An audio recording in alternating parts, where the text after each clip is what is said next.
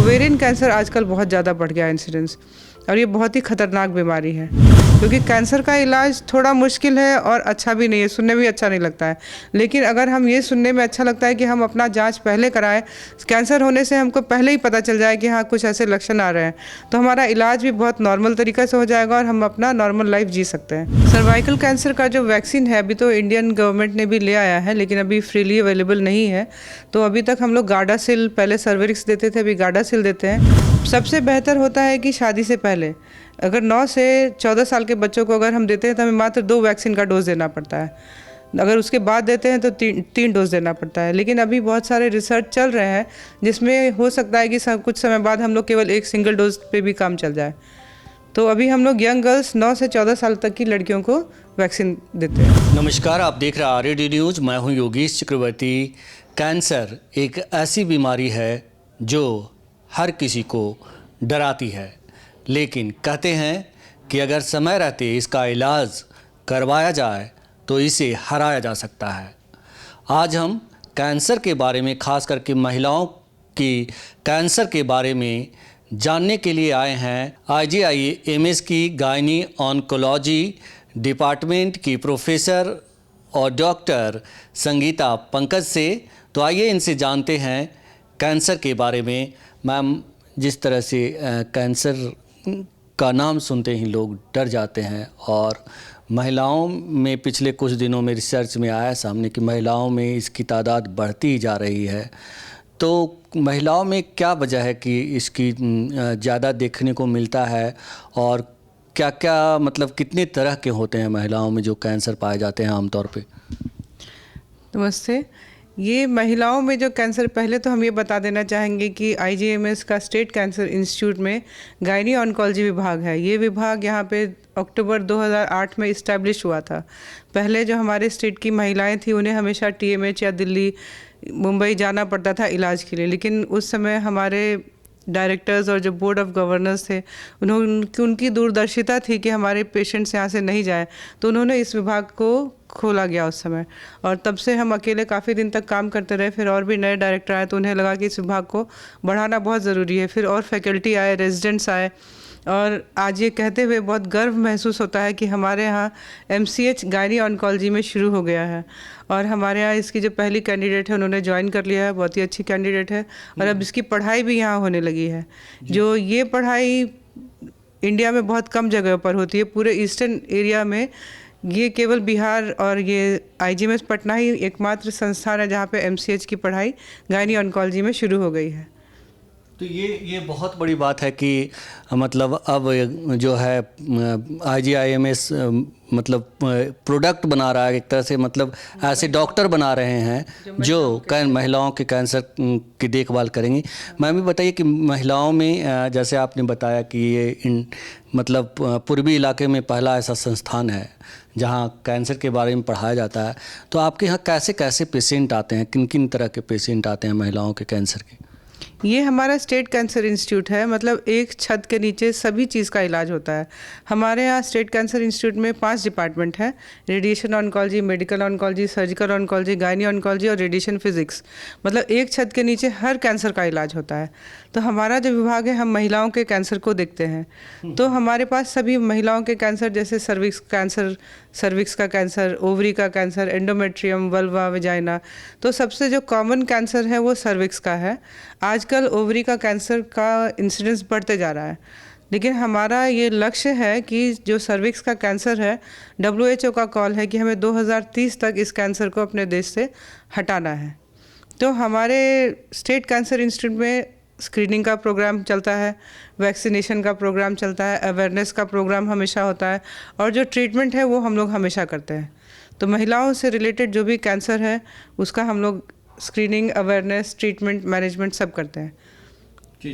और हमेशा awareness programme समय समय पर करते रहते हैं। जनवरी में जब सर्वाइकल कैंसर अवेयरनेस मंथ चलता है तो यहाँ पे 1 महीना हम लोग फ्री मरीज का जांच भी करते हैं, और अल्ट्रासाउंड, पैप्स में सब फ्री चलता है जनवरी में। आपने फ्री इलाज की बात की, तो ये तो स्टेट कैंसर इंस्टीट्यूट है, तो यहाँ मतलब क्या जो मरीज आते हैं उन्हें मतलब पेमेंट करना होता है? हाँ, यहाँ पे रजिस्ट्रेशन फ़ीस 50 रुपीज़ लगता है, लेकिन जो हम लोग जनवरी और फरवरी में 2 महीना जो हमारी जो पेशेंट्स होती है उनका फ्री रजिस्ट्रेशन होता है। और समय समय पर हम लोग फ्री वैक्सीनेशन की सुविधा भी है यहाँ पर। हमारे यहाँ कैन किड्स है, वो NGO है, वो काम करते रहते हैं। और जब भी कुछ फ़ंड अरेंज होता है, अभी हाल में ही 17 तारीख को उन्होंने 21 लड़कियों को फ्री वैक्सीनेशन दिया है। तो ऐसे ही समय समय पर हम लोग जब भी फंड अरेंज होता है तो हम लोग छोटी बच्चियों को वैक्सीन देते हैं और स्क्रीनिंग प्रोग्राम करते हैं, अवेयरनेस करते हैं, हमेशा सबको बताते हैं। क्योंकि कैंसर का इलाज थोड़ा मुश्किल है और अच्छा भी नहीं है, सुनने में भी अच्छा नहीं लगता है। लेकिन अगर हम ये सुनने में अच्छा लगता है कि हम अपना जांच पहले कराएं, कैंसर होने से हमको पहले ही पता चल जाए कि हाँ कुछ ऐसे लक्षण आ रहे हैं, तो हमारा इलाज भी बहुत नॉर्मल तरीक़े से हो जाएगा और हम अपना नॉर्मल लाइफ जी सकते हैं। जी जी जी मैम, आपने एक चीज़ वैक्सीनेशन की बात की, तो ये वैक्सीनेशन किनको किया जाता है, कैसे आप सिलेक्ट करती हैं कि हमको इन लड़कियों को वैक्सीन लगाना है? सर्वाइकल कैंसर का जो वैक्सीन है, अभी तो इंडियन गवर्नमेंट ने भी ले आया है, लेकिन अभी फ्रीली अवेलेबल नहीं है। तो अभी तक हम लोग गार्डासिल, पहले सर्वेरिक्स देते थे, अभी गार्डासिल देते हैं। सबसे बेहतर होता है कि शादी से पहले अगर 9 से 14 साल के बच्चों को अगर हम देते हैं तो हमें मात्र 2 वैक्सीन का डोज देना पड़ता है। अगर उसके बाद देते हैं तो 3 डोज देना पड़ता है। लेकिन अभी बहुत सारे रिसर्च चल रहे हैं जिसमें हो सकता है कि कुछ समय बाद हम लोग केवल एक सिंगल डोज पे भी काम चल जाए।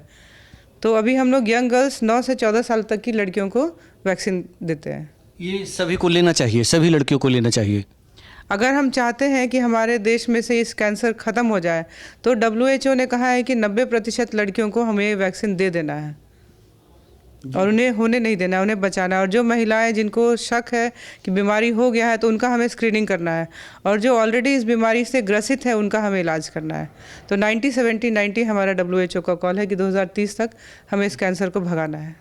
कहते हैं कि दुनिया में सबसे महंगा इलाज जो है वो कैंसर का है, और यहाँ बिहार स्टेट रिसर्च काउंसिल है ना मैम, स्टेट कैंसर इंस्टीट्यूट, कहाँ, बिहार स्टेट कैंसर इंस्टीट्यूट में मात्र 50 रुपया में इलाज होता है। ये बहुत बड़ी बात है। रजिस्ट्रेशन मतलब हो जाता है, उसके बाद हम लोग मरीज को देखते हैं, एसेस करते हैं। अगर उसको जो बीमारी है उसके हिसाब से या तो हम लोग उसको कीमोथेरेपी के लिए भेजते हैं या तो रेडिएशन के लिए भेजते हैं। अगर शुरुआती दौर में मरीज हमारे पास आ जाए तो हम उनका ऑपरेशन कर सकते हैं, लेकिन इसके लिए ज़रूरी है कि मरीज हमारे पास पहले आए।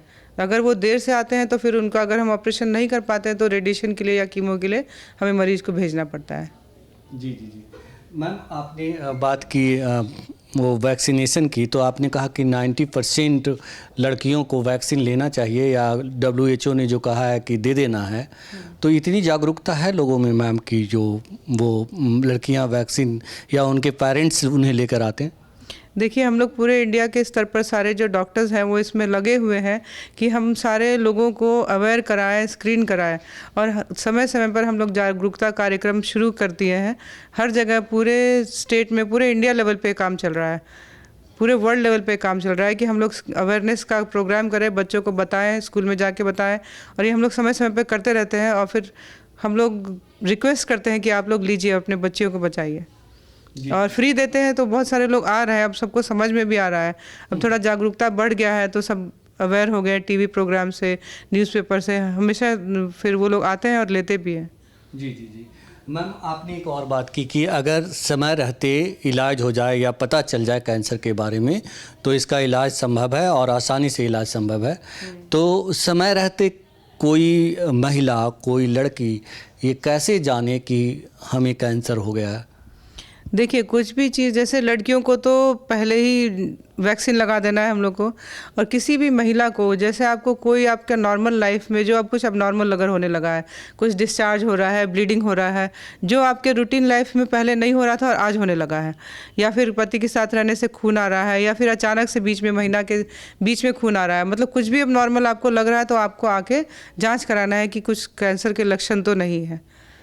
जी जी। ये नहीं सोचना है कि हाँ ये महीना का गड़बड़ी है, महीना का गड़बड़ी है या नहीं है वो आपको फिर भी आके दिखाना है। कोई भी अब नॉर्मल लक्षण जो आपको पहले नहीं हो रहा था, या फिर अब ऐसे भी आपको समय समय पर आके अपना जांच करा लेना चाहिए कि मुझे कैंसर के लक्षण तो नहीं है। कोई ज़रूरी नहीं कि जब आपको कोई बीमारी हो, कोई लक्षण हो तब आए। स्क्रीनिंग का मतलब ये होता है कि हमें उन लोगों को देखना है जिनके पास कोई बीमारी नहीं है। तो हम उनको स्क्रीनिंग करते हैं। अगर बीमारी हो गया तब तो हम इलाज करेंगे।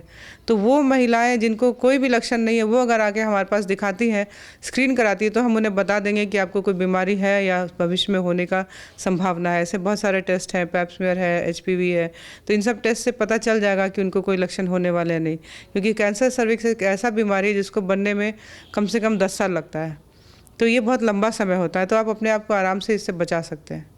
जी जी जी मैम, आम तौर पे यहाँ तो आपके यहाँ बिहार के कोने कोने से महिलाएं आती होंगी, तो आम तौर पे जो मतलब महिलाएं आती हैं वो कौन से कैंसर से पीड़ित होती है और किसकी ज़्यादा यहाँ पे रेटिंग देखी गई है?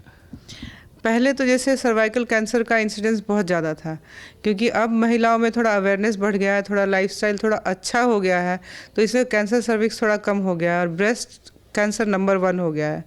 या तो महिलाओं को ये पता चल गया है कैसे जांच करना है अपना, खुद भी वो देख लेती हैं, तो ब्रेस्ट का कैंसर का सबसे ज़्यादा इंसिडेंस हो गया है। और जो गायनी ऑन्कोलॉजी के जो कैंसर्स हैं, सर्वाइकल कैंसर, या तो बिल्कुल लेट स्टेज में आते हैं, उनको अवेयरनेस ही नहीं है। यंग जनरेशन को तो हम लोग स्क्रीन कर रहे हैं, अवेयर कर रहे हैं, लेकिन ओवेरियन कैंसर आजकल बहुत ज़्यादा बढ़ गया है इंसिडेंस, और ये बहुत ही खतरनाक बीमारी है, क्योंकि इसमें कुछ सिम्टम्स नहीं आते हैं। आपको लगेगा कि मुझे गैस हो रहा है, कुछ पता नहीं चलेगा, और अब जब आप सोचते हैं और हमारे पास आते आते वो स्टेज काफ़ी आगे बढ़ जाता है। तो ये एक बहुत भयानक बीमारी है ओवेरियन कैंसर, जिसका इंसिडेंस बहुत ज़्यादा है। हम लोग पहले बहुत कम ओवेरियन कैंसर ऑपरेट करते थे, लेकिन अब हमारे ऑपरेशन थिएटर में ज़्यादातर ओवेरियन कैंसर ही ऑपरेट हो रहे हैं, और इसमें इतना कम समय रहता है कि हम लोग कोशिश करते हैं कि जल्दी से जल्दी इन मरीज़ का ऑपरेशन कर दें, लेकिन फिर भी क्योंकि वेटिंग पीरियड बहुत ज़्यादा होता है तो हम लोग नहीं कर पाते हैं। कुछ लोगों को वेट करना पड़ता है, और कुछ लोगों का बीमारी अगर बढ़ा रहता है तो हम उनको कीमो के लिए भेज देते हैं। तो बस यही है कि अगर जो चले जाते हैं जनरल फिजिशियन के पास कि हमें गैस का दिक्कत है या कुछ वैसा नॉर्मल लग रहा है, लेकिन उन्हें समझ में नहीं आ रहा है, तो वो जल्दी से जल्दी अपना जांच कराएं, स्क्रीन कराएं, अपने आप को दिखाएं, ताकि ये भयानक बीमारी जो है अगर हम अर्ली स्टेज में डायग्नोज करते हैं तो इसमें ज़िंदगी लंबा होने का बहुत संभावना है। अगर अर्ली स्टेज में आते हैं तो 95% चांसेस है कि 5 साल तो वो जरूर जिएंगे। जी जी जी तो जी जी जो भी कैंसर हो, जितना जल्दी आप आएंगे डॉक्टर के पास, अपने आप को स्क्रीन कराएं, कुछ भी छोटा से छोटा दिक्कत हो तो आप आके अपने आप को दिखा लें कि अगर अर्ली स्टेजेस में पकड़ा जाए। और ये नहीं सोचना है, कैंसर तो किसी को पूछ के नहीं आता है कि कैंसर किसको होगा या नहीं होगा। तो ये सोच के जो लोग डरते हैं कि नहीं मुझे तो कैंसर नहीं हो सकता, मुझे कैंसर हॉस्पिटल में नहीं जाना है, नहीं दिखाना है, तो ये गलत है। आपको एक बार स्क्रीन, एक बार जांच जरूर कराना चाहिए, जी जी। ताकि आप लास्ट स्टेज में, एंड स्टेज में हमारे पास ना आए। कैंसर से कैसे बचा जाए ये हम मैम से जानेंगे, लेकिन उससे पहले जानते हैं कि मैम ने कीमो की बात की, तो कीमो क्या होता है मैम? कीमो क्या होता है जिससे आपने अभी बताया कि जब बहुत लंबा होता है हमारे पास मतलब पेशेंट्स बहुत बड़ी संख्या में होते हैं तो हम कीमो के लिए भेज देते हैं, तो ये कीमो क्या होता है? कीमो तो देखिए कैंसर सेल्स को मारने के लिए मेडिसिन है, दवा है। हम लोग जैसे ओवेरियन कैंसर में अगर पेशेंट हमारे पास आता है, स्टेज काफ़ी बढ़ गया है, बीमारी फैल गया है, पूरे पेट में बीमारी फैल गया, अगर हम ऑपरेशन करेंगे, अगर हमको लगता है कि ये हमारा सक्सेसफुल ऑपरेशन नहीं होगा, हम पूरा बीमारी नहीं निकाल पाएंगे, तो हम उन्हें कीमोथेरेपी के लिए भेज देते हैं। तो उनको 2 साइकिल, 3 साइकिल, 5 साइकिल दवा चलता है, और रिस्पॉन्स के अकॉर्डिंगली फिर वो पेशेंट हमारे पास आती है। तो जब वो बीमारी थोड़ी कम हो जाती है फिर उनका हम लोग ऑपरेशन करते हैं। जी जी जी। तो ये है कीमोथेरेपी। और मैम हम ये जानना चाहेंगे कि कौन सी लाइफ स्टाइल है जो महिलाएं अपनाएं तो वो कैंसर से बच सकती हैं, या खान पान कैसे मतलब वो अपने जीवन को सुरक्षित कर सकती हैं? देखिए आजकल बीमारी बहुत ज़्यादा बढ़ रहा है। पहले जब हम लोग का ये इंस्टीट्यूट इस्टेब्लिश हुआ था, कैंसर में बहुत कम मरीज आते थे, लेकिन आज यहाँ पे बहुत ज़्यादा पेशेंट्स की संख्या है। तो कुछ तो है, इतना दवाइयाँ भी बढ़ती जा रही हैं, तो हम लोग को ये सोचना है कि आखिर इतना कैंसर क्यों हो रहा है। या तो हमारे खान पान में कुछ गड़बड़ी है, हमारे लाइफस्टाइल में गड़बड़ी है। तो कैंसर का इलाज करते रहने से ज़्यादा अच्छा है कि हम अपना लाइफस्टाइल को ठीक करें, ताकि हम इस स्टेज में पहुँचे ही नहीं।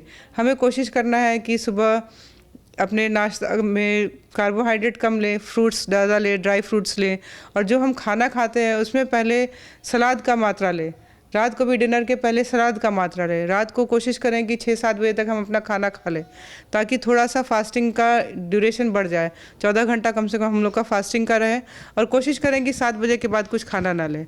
और एक्सरसाइज सुबह शाम आप करें, और लाइफस्टाइल को ठीक रखें तो आपको डायबिटीज़, हाइपरटेंशन ये सब भी नहीं होगा। और डेफिनेटली कैंसर सेल्स को भी, अगर कैंसर होना ही है तो हम लोग कम से कम इसको डिले कर सकते हैं। तो ये हम लोग को पहले करके देखना होगा कि हमारे डाइट से, लाइफस्टाइल से जंक फूड ना खाएं, नॉन वेजिटेरियन डाइट भी बहुत ज़रूरत हो तो खाएं, नहीं तो नहीं खाएं। तो अवॉइड करना है हम लोग को ऑयली फूड, जंक फूड, ये सब अवॉइड करके देखना है। वेजिटेरियन डाइट अच्छा है, इससे भी हम लोग को काफ़ी एनर्जी मिल सकता है। ऐसा नहीं है कि वेजिटेरियन डाइट से हम लोग को कोई इम्यूनो डिफिशिएंसी होगा। हमारे फ्रूट्स इतने अच्छे फ्रेश फ्रूट्स हर सीज़न में मिलते हैं, वेजिटेबल्स की मात्रा हमारे यहाँ इतनी अच्छी है, इतनी बढ़िया बढ़िया वेजिटेबल्स मिलती है, तो इनको हम लोग ज़्यादा से ज़्यादा अपने डाइट में शामिल करने का कोशिश करें। जी जी जी। और ग्रामीण महिलाएं मैम, जिनको मतलब आज भी मतलब बहुत मुश्किल होता है कि अच्छा खान पान और अच्छा तरीके से वो रहें, तो उनको आप क्या कहना चाहेंगे? देखिए, दवा से सस्ती हैं फ्रूट्स और सब्जियां, तो अगर आप दवा नहीं खाना चाहते हैं तो पहले इसको ही अपने लाइफस्टाइल में लाएं। फल तो बहुत महंगे नहीं है, आप केला खा सकते हैं, सेब खा सकते हैं, कोई भी सब्जियां तो ग्रामीण और सब्जियां तो बहुत अच्छे से गांव में और अच्छे से मिलती हैं, तो आप ज़्यादा से ज़्यादा इनका सेवन करें, और तो आपको ज़्यादा अच्छा रहेगा। आपको सेब, केला, अमरूद, अंगूर, जो फल मिले आप उसको खाइए, तो आपको सारा विटामिन भी मिलते रहेगा, मिनरल्स भी मिलते रहेगा, तो आपको दवा खाने का ज़रूरत नहीं पड़ेगा। अपना लाइफस्टाइल को ठीक करना है, और गांव की महिलाएं तो काम बहुत करती हैं, इसमें तो कोई शक नहीं है, लेकिन खान पान उन्हें अपने ऊपर भी ध्यान रखना। और कुछ भी दिक्कत हो, क्योंकि वो लोग तो बिल्कुल आना ही नहीं चाहते, अगर उनको हम लोग जैसे जाते हैं कैंप में, बताते भी हैं कि आपको ये बीमारी का लक्षण लग रहा है, तो वो लोग वापस नहीं आती है दिखाने के लिए। तो हम लोग जब कैंप में जाते हैं उन लोग को काफ़ी ट्रेन करते हैं, बताते हैं, और जब देखते हैं अगर बता भी दिए कि सी सर्विक्स लग भी रहा है, तो वो लोग फिर भी नहीं आती है। तो उनको ये है कि आप अपना खान पान पे तो ध्यान रखना ही, प्लस ये भी देखना है कि जैसे अगर आप अपने आप को ठीक रखेंगी तभी आप अपने परिवार को ठीक रख सकती हैं, और अपने परिवार का देखभाल करने के लिए आपको ठीक रहना ज़रूरी है। तो आपको अपने पर भी जांच एक बार ज़रूर करा लेना चाहिए कि मैं बिल्कुल स्वस्थ हूँ। जैसे ब्लड शुगर, थायराइड का जांच आप लोग हमेशा कराते हैं सब कोई, कि हाँ मुझे चीनी की बीमारी तो नहीं हो गई है, तो वैसे ही एक बार ये भी जांच करा लेना है कि हाँ मुझे कोई कैंसर होने का लक्षण तो नहीं है। जी जी। हमसे बात करने के लिए शुक्रिया मैम। धन्यवाद, आपको भी तो धन्यवाद। ये थे डॉक्टर प्रोफेसर संगीता पंकज, जिन्होंने कैंसर के बारे में विस्तृत जानकारी दी। अगले एपिसोड में हम फिर इनसे बात करेंगे और जानेंगे एक और बीमारी के बारे में।